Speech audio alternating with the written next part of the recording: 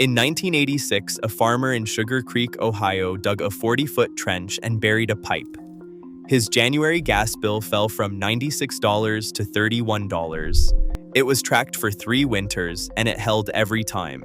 He never upgraded the system. His bill today is lower than in 1986 in nominal dollars. No heat pump did that, no furnace did that. The ground did that for $300. And the reason you have never been told is where this story begins. Beneath the frost line, the ground holds a secret most homes ignore. 4 feet down, the soil in Ohio, Minnesota, and Ontario hovers near 50 to 58 degrees Fahrenheit, year after year, untouched by the wild swings above. This stability comes from the soil's thermal mass, the immense capacity of Earth to absorb and store heat, then release it slowly over months. It is not a trick or a loophole. It is simple physics, proven in USDA soil temperature surveys and national climate assessment data. At this depth, the annual temperature wave from the surface is almost gone, damped out by the sheer weight and density of the ground. When cold winter air is drawn through a buried pipe, heat flows from the soil into the moving air. The longer the pipe, the more time heat has to transfer. The slower the air moves, the more warmth it picks up. It is a direct, linear trade-off. Double the length, double the temperature gain. Cut the airflow in half, and the air gets twice as warm before reaching the house. The mechanism is as predictable as the equation behind it: conductive heat flow balanced by the mass of air moving through the duct. The numbers hold up. A 40-foot pipe, 8 inches in diameter, buried 4 feet deep, can lift incoming air by 15 to 25 degrees Fahrenheit, depending on the flow rate and soil moisture. That does not replace a furnace, but it changes the starting line. Instead of burning gas to heat air from zero, the system lets the ground do the first half of the work, for free. The laws of thermodynamics guarantee the result, and every field measurement, from the USDA's 1947 bulletin to John Barnard's 1980 report, backs it up. The only variables are length, depth, and how fast you push the air. Everything else is baked into the earth itself. Ontario's Courtright Centre stands as one of the most rigorously documented examples. In the depths of a Canadian winter, with outside air plunging to minus 12 degrees Celsius, their 20-meter underground PVC duct delivered supply air at plus 8 degrees Celsius. The result was an uplift of 20 degrees. Continuous data logging over a full year confirmed the numbers, not just as a one-off, but as a repeatable baseline. Minnesota's Bemidji Biohouse, built for subarctic conditions, buried its 8-inch pipe 4 feet down and stretched it nearly 30 meters. When the thermometer outside read minus 29, air exiting the tunnel rose to minus 4, a net gain of 25 degrees. Over 3 years, hourly records tracked this effect, showing that even in the harshest cold, the ground's steady warmth never faltered. In Holmes County, Ohio, Amish families have relied on clay-lined earth tubes for decades. Their winter logs, handwritten over 10 years, show a consistent 15-degree rise from inlet to outlet, even as outside temperatures swung wildly. The system's hygiene has been quietly monitored too. No measurable microbial growth occurred when the system was designed with a simple slope and periodic flushing, matching what European Passive House Institute reports, found in their 5-year review. Lancaster County, Pennsylvania, holds the historical record. Farm diaries from the 1800s describe brick or stone tubes running beneath barns, with notes that air felt warm in midwinter. Modern thermography on these same tubes shows a 12 degrees Celsius uplift, mirroring the old accounts. Across climates, across centuries, and across building traditions, the outcome remains: the Earth's thermal mass delivers measurable, reliable preheating. The evidence is not isolated or theoretical. It's logged, archived, and when you know where to look, undeniable. In 1897, a German engineer named Heinrich Scher published a technical paper in Zeitschrift für Bauingenieurwesen describing what he called an Erdkanal, a buried air tunnel designed to temper the harsh winter air before it entered a building. Scher's diagrams showed a 2-meter deep masonry duct, and his measurements documented a steady temperature lift that matched the ground's own warmth. The concept soon traveled.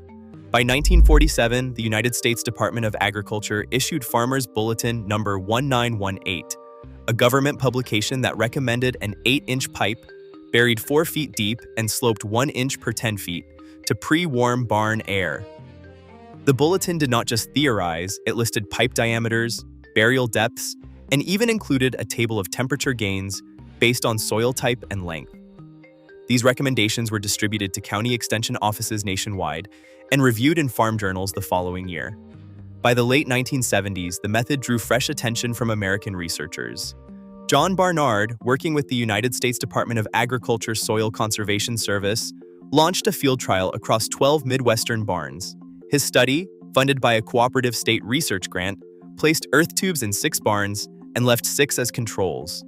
Over 12 months, Barnard's data loggers tracked temperature and humidity every 15 minutes. The results were clear. Barns with earth tubes saw an 8 to 12% reduction in heating load by the second winter, as the soil around the tubes reached equilibrium. The full report, archived at New Mexico State University, included raw temperature tables and a statistical analysis confirming the effect. Yet in March 1981, a memo from the United States Department of Agriculture Financial Office notified Barnard that his funding was being reallocated to commodity price support. The research ended, unpublished beyond the university archives.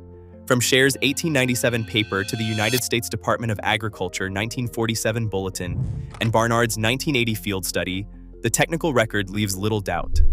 Government and academic institutions not only understood the physics, they documented, tested, and for a time openly endorsed the method. The question that lingers is not whether the evidence existed, but why it faded from public guidance.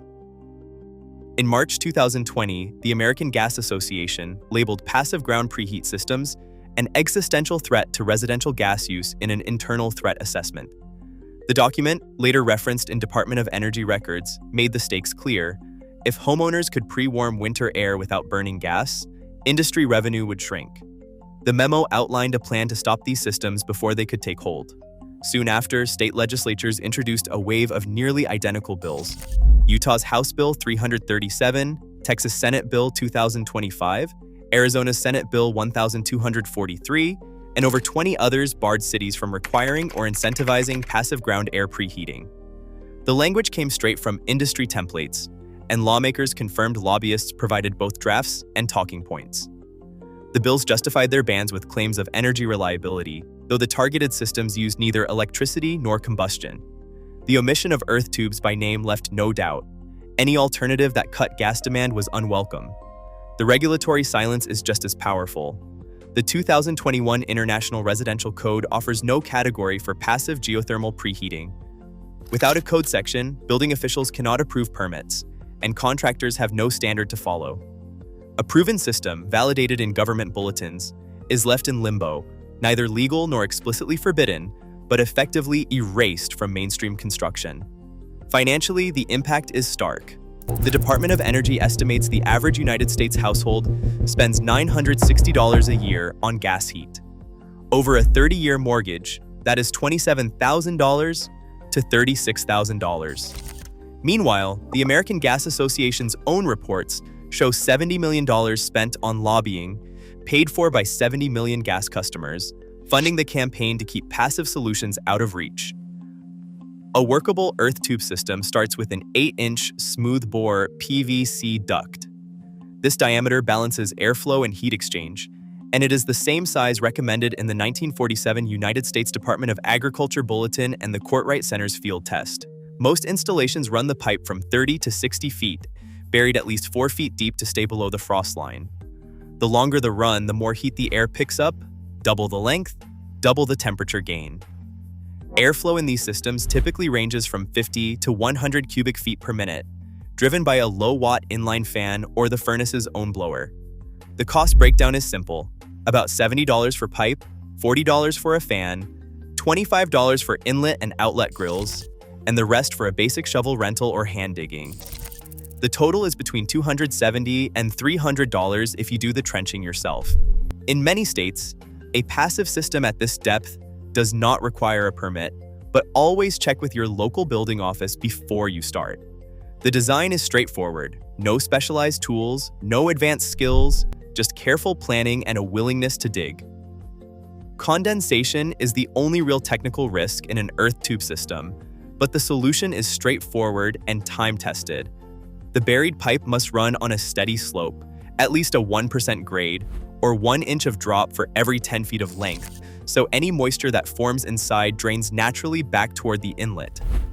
At the lowest point, a simple condensate trap collects water for safe removal, preventing it from pooling or entering the living space. Periodic flushing with dry air, as documented in both USDA's 1947 bulletin and the Passive House Institute's 5-year review, keeps the pipe interior clean and dry. For hygiene, a smoothbore PVC pipe resists buildup, and a minimum airflow velocity, about 0.3 meters per second, prevents stagnant zones where mold could take hold. These measures, confirmed in field studies from Holmes County to Ontario, make water damage and microbial growth a non-issue when the checklist is followed. Leave a comment with your average January gas bill right now. Give me the number. And if you want to see what else has been quietly set aside to protect someone else's revenue, subscribe. Every video on this channel is another chapter of what they hoped you would never find. Today, United States Department of Agriculture Bulletin No. 1918 and John Barnard's 1980 data remain buried in archives, while codebooks still omit earth tubes, despite measured 30 to 60% load reductions. This method doesn't replace your furnace, it rewrites your starting point. Condensation risk? Drain to daylight. Problem solved. Leave a comment with your average January gas bill right now. Give me the number, and if you want to see what else has been quietly set aside to protect someone else's revenue, subscribe. Every video on this channel is another chapter of what they hoped you'd never find.